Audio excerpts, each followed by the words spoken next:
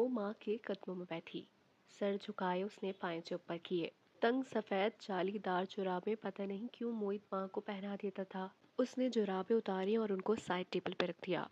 अगर वो अहम हुई तो मोहित खुद ही उनको दोबारा पहना देगा। जुराबों का माँ की सर्जरी से क्या ताल्लुक? वो सोफे पे बैठ के हील्स उतारने लगी। माँ मोबाइल पे माही से वीडियो कॉल किए गई। इतने में वक्त भी लॉन्ड्री वाले कपड़े लिए बाथरूम से निकली। फिर माँ के बेड के साथ रुकी, साइड टेबल पे रखी जुराबें उठाई और टोकरी में डाल के बाहर निकल गई। उसे नहीं अंदाजा था कि वो माँ को मौत के मुंह में धकेल रही है। कैफ अपार्टमेंट की खिड़की के सामने कुर्सी पे बैठा था, वही कुर्सी जिस पे चंद घंटे कबल बैठा मालिक उसे इस्तीफा देने का हुक्म दे रहा था। उसके जहन के पर्दे पे वो मंजर उभरा। मैं रात से पहले इस्तीफा दे दूंगा, उसने मालिक से वादा किया था। इस्तीफा देकर तुम उस लड़की की जिंदगी से निकल जाओगे। तुम मुझे अपनी जबान दे रहे हो क्योंकि उसको तुम पे शक पड़ गया है। वो बुरी तरह चौंका और कुर्सी पे बैठे मालिक को देखा। क्या मतलब? पीटीए में जब कोई एम्प्लॉय अपना एक्सेस कोड इस्तेमाल करके किसी का डेटा निकलवाता है तो उस एम्प्लॉय का कोड रिकॉर्ड में हमेशा के लिए महफूज हो जाता है। मैंने तुम्हारे इस नंबर को जेरे नजर रखा हुआ था। हाल ही में तुम्हारे नंबर का डेटा निकलवाया गया है। इस बात का कशमाला से क्या ताल्लुक? जिस ऑफिसर ने डेटा निकाला है वो कशमाला का क्लास फेलो था। दोनों ने साथ यूनिवर्सिटी से ग्रेजुएट किया था। और अब मालिक मुस्कुराया। तुम्हारी लड़की को मालूम है कि तुम इस अपार्टमेंट में रहते हो?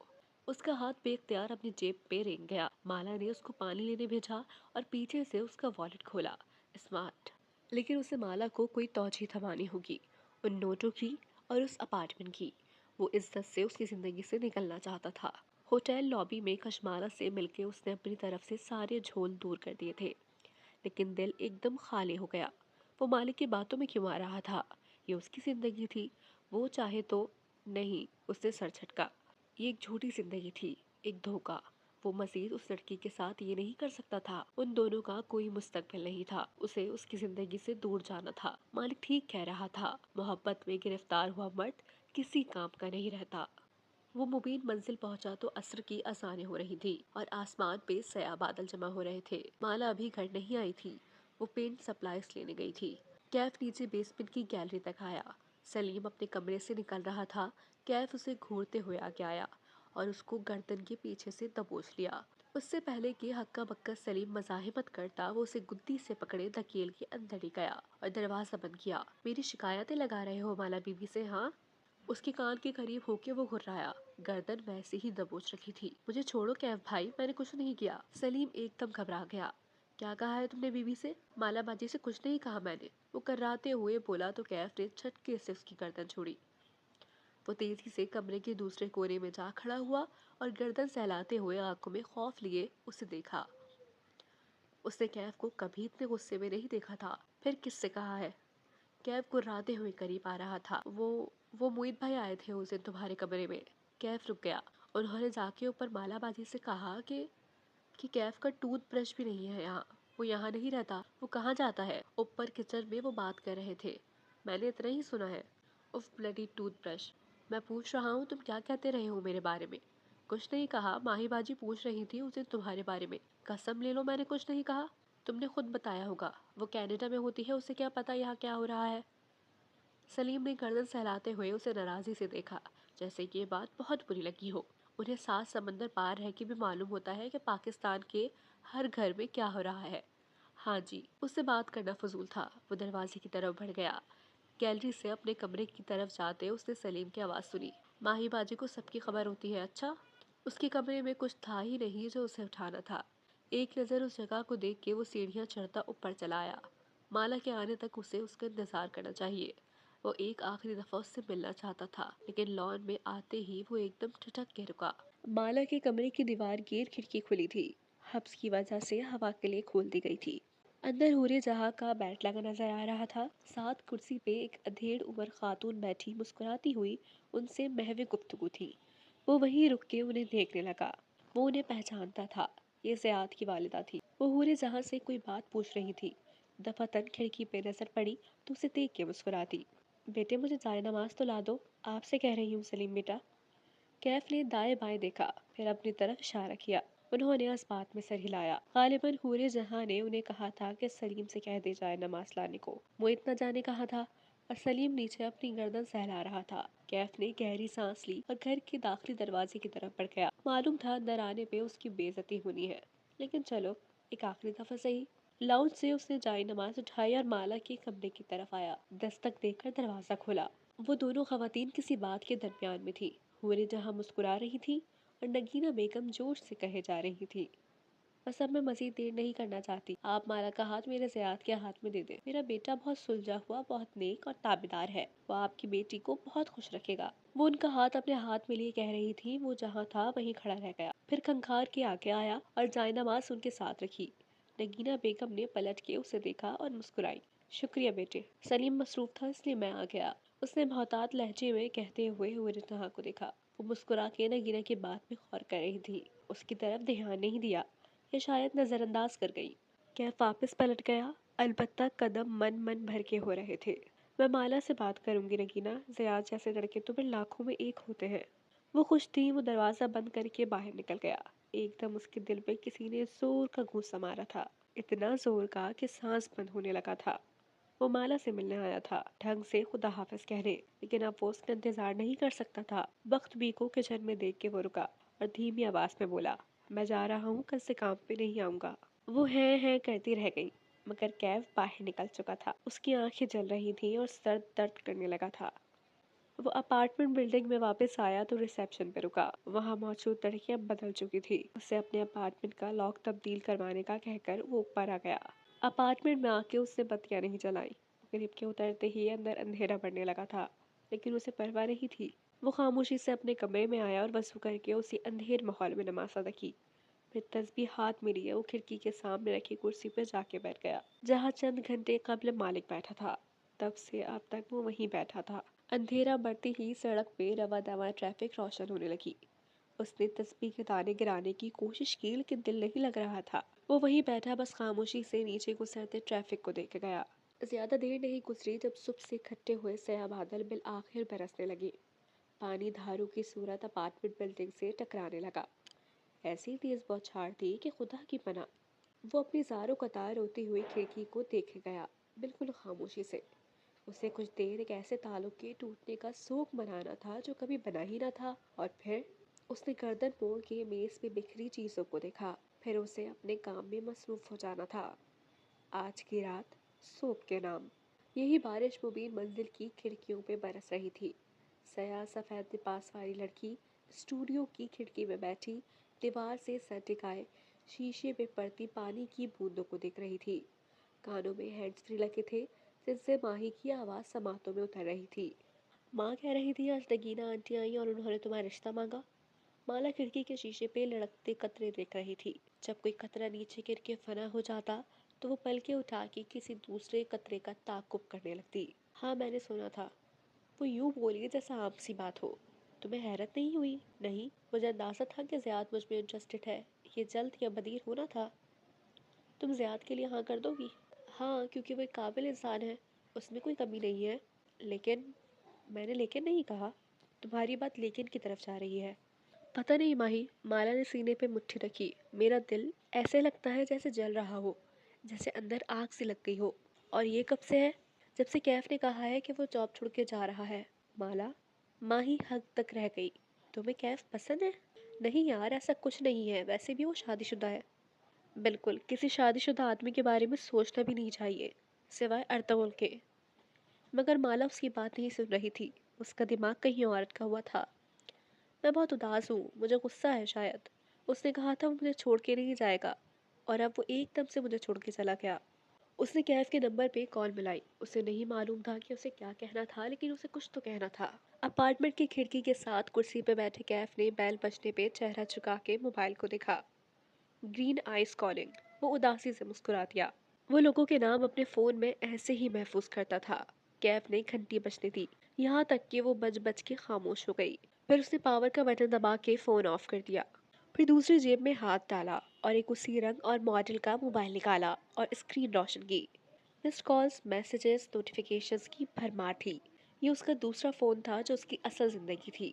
जो फोन उसने बंद किया था उसमें सिर्फ माला और उससे जुड़े लोगों के नंबर फीड थे। ये दोनों फोन हर वक्त उसके साथ उसके पास होते थे। उनके कवर भी एक जैसे थे। उसे माला वाला फोन अब नहीं खोलना था। उसे उस लड़की से दूर रहना था। वो मजीद उसकी हिफाजत नहीं कर सकता था। उसने माथे को हाथ लगाया तो महसूस हुआ उसे बुखार हो रहा है। कुछ न खाने की वजह से कमजोरी भी महसूस हो रही थी। वो वहां से उठा और लाउंज के 3 सीटर पे जाके लेट गया। जूते अभी तक पैरों में थे। वो जूते उतार के अपार्टमेंट में दाखिल हुआ करता था क्योंकि उसे सफाई पसंद थी। लेकिन आज उसने जूते भी नहीं उतारे थे। वो वहीं लेटा बारिश के शीशे से टकराने की आवाज़ें सुनने लगा और उनको सुनते सुनते कब सो गया उससे मालूम न हुआ। माला ने उस स्टूडियो की बत्तियां रोशन की तो एकदम खिड़की अंधेर नजर आने लगी। बाहर का मंजर स्याह पड़ गया। अब सिर्फ खिड़की पे कतरे गिरते दिखाई दे रहे थे।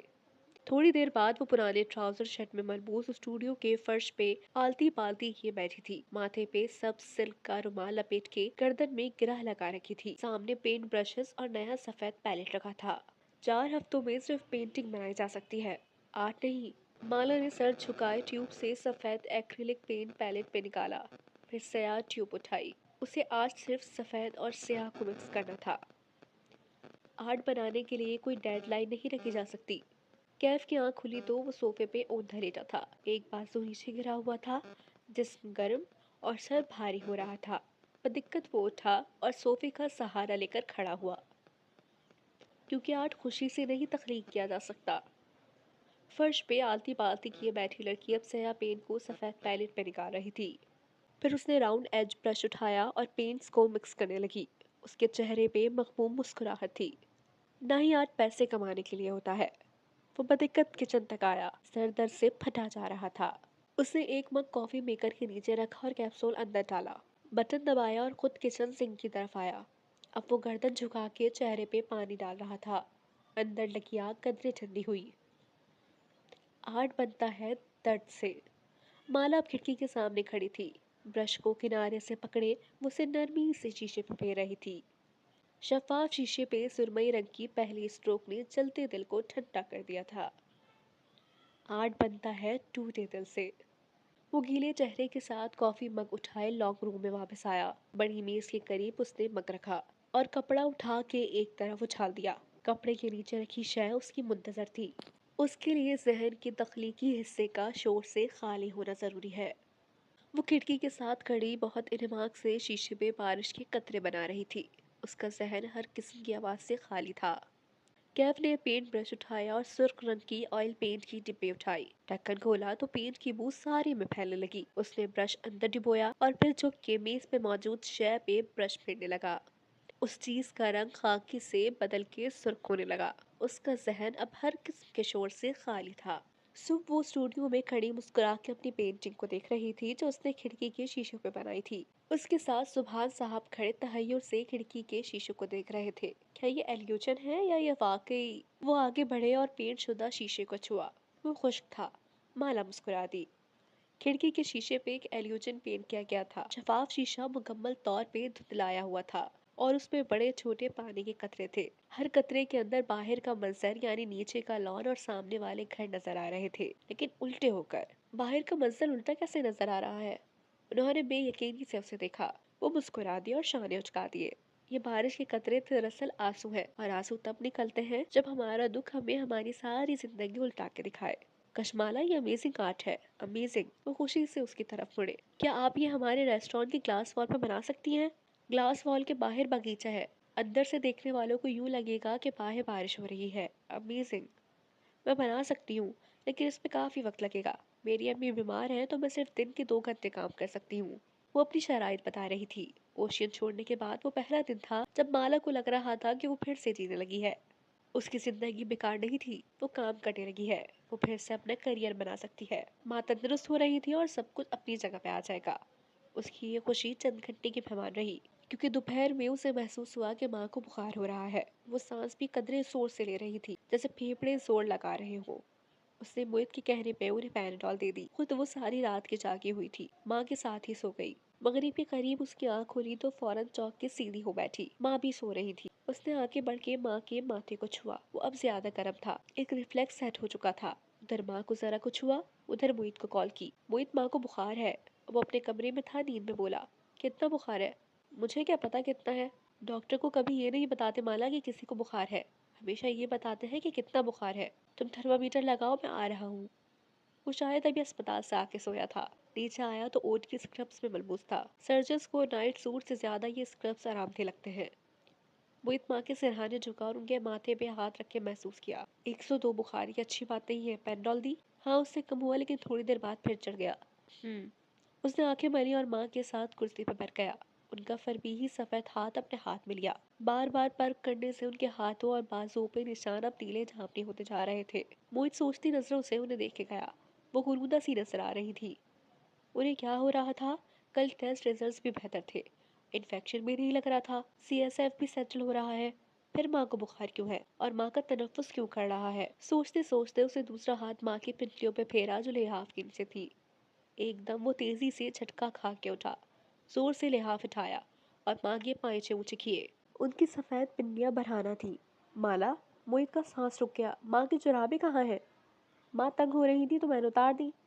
कब कब उतारी? वो तेजी से पांचों उंगलियों से उनकी पिंडलियों को दबा के कुछ महसूस कर रहा था। 2 दिन पहले। मोहित ने चेहरा उठा के बेयकीनी से उसे देखा। माला, मैंने तुम्हें कहा था वो जुराबें नहीं उतारनी। तुमने नहीं कहा था।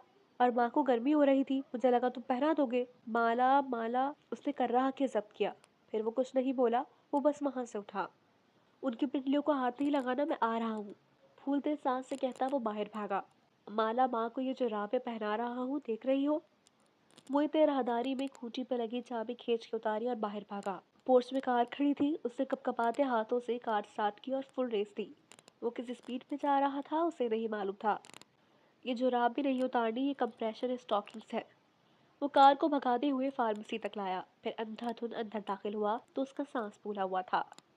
ये खून को गर्दिश में रखती है। ऑपरेशन के बाद हरकत ना करने से माँ की पिंडलियों में खून का क्लॉट बनने का खदशा है। क्लैक्सिन, मुझे क्लैक्सिन चाहिए, इमरजेंसी है। वो आहिस्ता आवाज में कह रहा था या वो चिल्ला रहा था। उसे अपनी आवाज नहीं सुनाई दे रही थी। सिर्फ फार्मासिस्ट दिखाई दे रहा था जो तेजी से उसे कुछ इंजेक्शन थमा रहा था।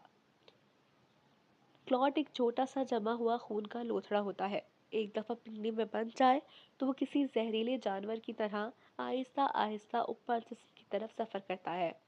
घर में वो भागते हुए दाखिल हुआ। इंजेक्शन बनाया और माँ के करीब बैठा। माला कुछ पूछ रही थी लेकिन उस आवाज नहीं आ रही थी। वो कपकपाते हाथों से उनके जिस्म में इंजेक्शन लगा रहा था। ये जमा हुआ लोथड़ा जिसमें 3 जगहों पे फंस सकता है। दिल, दिमाग और फेफड़े। माँ को फौरन इमरजेंसी में लेकर जाना है, मैं व्हील चेयर लाता हूँ, तुम माँ को तैयार करो।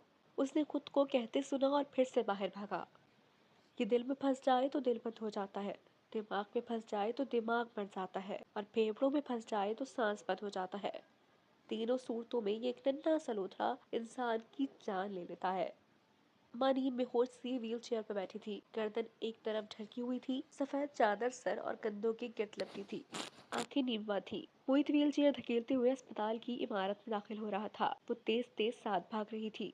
इसको एम्बोलिज्म कहते हैं। इससे बचाने के लिए जुराबें पहनाई जाती है। वो सिटी स्कैन रूम के बाहर खड़े थे। मोहित उनको सिटी के तख्ते पे लिटा रहा था। स्टाफ डाई डालने के लिए उनके हाथ की वेन को फिर से परख कर रहा था। एक और सुई, एक और निशान। एम्बोलिज्म एक दफा बन जाए तो फिर वो इंसानों को चंद घंटों में मार दिया करता है। इसलिए माला, इनकी जुराबें नहीं उतारनी। मोहित ने ये सब उस वक्त सोचा था, बताया नहीं था। इस लम्हे उसे एहसास हुआ कि उसे तफसील से इन जुराबों का मकसद समझाना चाहिए था। वो दोनों सर्द कॉरिडोर में बाहर खड़े थे। उनके चेहरे सफ़ेद और सांसें अटकी हुई थी। मैं इतने साल से व्यू अस्पताल में सर्जरीज का हिस्सा हूँ। वो दीवार से टेक लगाए छत को देखते हुए कह रहा था। आज तक मेरे सामने अनगिनत लोगों को एम्बोलिज्म हुआ है। जानती हूँ उनमें से कितने लोग बचे? कितने? मोहित ने नजरें उसकी तरफ मुड़ी। 0। वो बोला तो आवाज आहिस्ता थी। कशमाला का सांस वहीं अटक गया। एम्बोलिज्म से कोई नहीं बचता माला। मगर मैंने गूगल पे पढ़ा था कि 2/3 लोग बच जाते हैं। गूगल की हर बात प्रैक्टिकल नहीं होती। मैं तुम्हें वो बात बता रहा हूँ जो हकीकी जिंदगी में पेश आती है। लोग एम्बोलिज्म से नहीं बचते क्योंकि एम्बोलिज्म की वक्त पे तशखीस नहीं हो पाती। एम्बोलिज्म की पहली बड़ी अलामत मौत है। अचानक से सर्जरी के बाद बंदा मर जाता है। बस लोथड़े का पता ही मरने के बाद चलता है। ऐसे मत कहो मोहित। उफ, मैंने क्यों माँ की जुराबें उतारी? मुझे वाकई याद नहीं था कि तुमने मुझे कुछ कहा था इसके बारे में। तुम्हारी गलती नहीं है, मुझे भी चेक करना चाहिए था। हम माँ से एक लम्हे की भी गफलत नहीं बरत सकते। अगले दिन माँ को आईसीयू में रखा गया। सिटी स्कैन के मुताबिक क्लॉट उनके फेफड़ों में जाके फंस गया था, लेकिन बर्बाद क्लैक्सिन मिलने से उनका खून पतला होना शुरू हुआ। सिटी हर रोज नहीं किया जा सकता, दरमियान में गैप देना जरूरी था। इसलिए चौथे रोज जब सिटी किया गया तो क्लॉट छोटा होता दिखाई दिया। इसका मतलब था कि अब वो बेहतर थी। सर्जन का कहना था कि अगर मोहित बर वक्त माँ को क्लैक्सिन का इंजेक्शन ना लगाता तो ये क्लॉट फेफड़ों में फंस के उनका सांस रोक सकता था। जिनके बेटे डॉक्टर नहीं होते होंगे वो क्या करते होंगे मोहित? वो दोनों माँ के बिस्तर के साथ बैठे थे और वो पूछ रही थी, हमारे पास सब कुछ है, तुम खुद माँ को मैनेज कर रहे हो क्योंकि तुम सर्जन हो, लेकिन जिनके घर में कोई डॉक्टर नहीं होता होगा वो कितने ख्वार होते होंगे हमारे इस हेल्थ सिस्टम में। तुमने अभी सरकारी अस्पताल नहीं देखे माला। ख्वारी जहाँ ख़त्म होती है वहाँ से हमारे अस्पताल शुरू होते हैं। एक वाहिद अस्पताल जहाँ सिस्टम बेहतरीन है और मरीज अकेला भी है तो उसके इलाज का प्रोटोकॉल पूरा होता है, वो सीएमएच है। लेकिन उन्होंने भी आम आवाम के लिए दरवाजे बंद कर रखे हैं। लोग बेचारे कहाँ जाएं? मोहित इस मौजू पे घंटों बोल सकता था, मगर माला ने उससे वही सवाल किया जो वो बार बार पूछ रही थी। माँ ठीक हो जाएंगी ना? हाँ वो ठीक हो जाएंगी। अब से इंशाल्लाह वो रिकवरी की तरफ होगी। यकुम मई को माँ का ट्यूमर डायग्नोस हुआ था और डॉक्टर वोरा ने हमें 6 माह दिए थे, यकुम नवंबर तक। लेकिन देखो हमें डॉक्टर वासिफ मिल गए और हमें मालूम हुआ कि माँ को मेंजियोमा है। अभी बायोप्सी की रिपोर्ट आनी है, लेकिन उम्मीद है या डॉक्टर वासिफ की बात दुरुस्त निकलेगी। जो अल्लाह यहाँ तक लाया है वो आगे भी ले जाएगा। और ये एक फिक्रा उसके जहन में बेबस हो गया। जो अल्लाह यहाँ तक लाया है वो आगे भी लेके जाएगा। उसने दोनों हाथ जोड़ लिए और चेहरा उठा के जेरे लब दुआ मांगने लगी। शिफा दे ए शिफा देने वाले। इस दफा जब माँ घर आई तो वो वाकई सेहत की तरफ गामजिन थी। जो अल्लाह यहाँ तक लाया था वही आगे भी लेकर जा रहा था। माँ पहले से ज्यादा जहनी तौर पे बेदार हो चुकी थी। उनका जख्म भर रहा था। खून का क्लॉट अंदर ही अंदर खुल के गायब हो चुका था। और सबसे अच्छी बात, माँ की ट्यूमर की बायोप्सी रिपोर्ट आ चुकी थी। यानी उनके ऑपरेशन के वक्त ब्रेन से जो ट्यूमर निकला था उसके हिस्से 3 मुख्तलिफ लेबॉर्ट्रीज को भेजे गए थे और तीनों की बायोप्सी रिपोर्ट एक जैसी थी। ग्रेड 1 मेंजियोमा, सबसे ज्यादा बेअसर मेंजियोमा। सर्जन ने सर्जरी के दौरान ट्यूमर का एक बहुत छोटा सा हिस्सा ब्रेन में छोड़ दिया था, क्योंकि वो उन जगहों से चिपका हुआ था जो जिस्म की अज़ा कंट्रोल करते थे। उसको काटा जाता तो जिस्म मफलूज हो जाता। वो इतना छोटा सा बचा हुआ ट्यूमर था कि अगर वो ब्रेन में रहता भी तो कोई मसला न था। उसको दोबारा तकलीफ दे बनने में 20 से 25 साल लगते थे। कहाँ वो डॉक्टर वोहरा की 6 माह की टाइमलाइन से लड़ रहे थे और कहाँ 20 से 25 साल की उम्मीद उनके लिए आबे हयात थी। अगले 2 हफ्ते तक माँ इतनी बेहतर हो गई कि अब वो पुरानी बातें याद करने लगी थी। रमजान कब शुरू हुआ था, माला कब लाहौर से वापस आई, उन्हें कुछ भी याद न था। ईद उनकी बीमारी में आई और गुजर गई। माला को एहसास हुआ कि उन्हें ये भी याद नहीं था कि ज़ियाद ने उसका रिश्ता मांगा है। वो भी खामोश रही। ये वक्त इन बातों का नहीं था। वो अप्रैल में लाहौर वापस आई थी, लेकिन माँ के जहन में नई याददाश्तें नहीं बन रही थी। उन्हें बहुत कुछ याद न था। एक दिन जब वो उनके बालों में ब्रश फेर रही थी, माँ उससे पूछने लगी, इज़्ज़ा की शादी हो गई? जी माँ, मैं इसी के लिए तो लाहौर आई थी, लेकिन मुझे क्यों नहीं याद? वो हैरान थी। वो हर दफा इस सवाल के जवाब में कहती कि माँ, आपके ब्रेन में ट्यूमर का इतना प्रेशर था कि वो याददाश्त के हिस्से को मुतासिर कर रहा था। लेकिन इस दफा ब्रश चलाते हुए वो जल के बोली, क्योंकि उन दिनों आप तो मदहोश होती थी, कह के जबान दबा ली। लेकिन खिलाफ तवक्को हुर्रियत जहाँ बेगम जोर से हंस दी। एक चपत पीछे बैठी माला के घुटने पे लगाई। पर ये बदतमीज, माँ को ऐसे कहते हैं? वो बुरा मान के भी हंसे जा रही थी। माला ने नरमी से उनके सया सफेद बालों को अपने हाथों में थामा, फिर अपना चेहरा पीछे से उनके कंधे पे रखा। माँ, आपको कुछ हो जाता तो मैं क्या करती? उसने सोचा नहीं था कि ऐसा होगा, लेकिन एकदम वो जोर जोर से रोने लगी थी। इतने हफ्तों की बेबसी, खौफ और उम्मीद, सब आंसुओं की सूरत आंखों से बाहर निकला था। वो अब सिर्फ एक लड़की थी जो अपनी माँ को खोने से डरती थी। मेरी बेटी। माँ जो पहले हंस रही थी वो उसका सर अपने साथ लगाए खुद भी रोने लगी थी। वो एक माँ थी जो अपने बच्चों को अकेला छोड़ के अगले जहाँ जाने से डरती थी। आंसू उनकी बूढ़ी आंखों से निकल के झुर्रियों ज़दा चेहरे पे नीचे बहने लगे। उनके चेहरे का टेढ़ापन ट्यूमर के निकलते ही दुरुस्त हो गया था, जैसे इस्त्री कर दिया गया हो। माला ने माँ को इस बीमारी में दूसरी दफा रोते देखा था। पहली दफा तब जब ऑपरेशन के बाद बड़े मामू इस्लामाबाद से मिलने आए और कुछ दिन यहीं रहे। उनको देखते ही माँ ने पहली दफा कहा, भाईजान मुझे दर्द हो रहा है। और वो सुन रह गई। माँ को दर्द भी हो रहा था, बस मेरी माँ बच जाए की दुआएं करते करते याद ही ना रहा था कि माँ को भी दर्द हो सकता है। दूसरी दफा वो अब रोई थी माला के सामने। मोहित तो लड़का है माँ, कुछ न कुछ कर लेगा। माही की तो फैमिली है। मेरा तो आपके अलावा कोई नहीं है माँ। मैं क्या करती अगर आपको कुछ हो जाता। वो उनके कंधे से सर टिकाए रोई जा रही थी। आंसू उनके कंधे पे रखे दुपट्टे में जज्ब हो रहे थे। ये उस लम्हे था जब माँ ने आंसू पोंछे और चेहरा उठाया, उसका माथा चूमा और उन्हें जैसे याद आया, कुछ दिन पहले नगीना मेरे पास आई थी। माला फौरन से पीछे हुई और ब्रश उठा लिया। गीले चेहरे के साथ वो उनके बालों में ब्रश फेरने लगी ताकि पीछे हो जाए और वो उसका चेहरा ना देख सके। वो ज़ियाद के लिए तुम्हारा रिश्ता मांग रही थी माला। माला के हाथ ऊपर से नीचे चलते रहे। उसे स्टूडियो की खिड़की याद आई जो आंसुओं से भरी थी। उसे कैफ याद आया जो उस दिन से गायब था। दोनों में से किसी ने दूसरे को कॉल नहीं की थी। तुम सोचना इस बारे में बेटे। ज़ियाद अच्छा लड़का है, शरीफ है, बरसरे रोजगार है। वो धीरे धीरे ज़ियाद के बारे में बहुत सी बातें कह रही थी। मैं सोचूंगी माँ। वो बोली तो उसकी आवाज़ बहुत आहिस्ता थी। क्या वो ज़ियाद के बारे में सोचना चाहती थी या किसी वजह से वो उस मौजू को टाल रही थी? कुछ था जो अधूरा रह गया था और उसे उसके मुकम्मल होने का इंतजार था।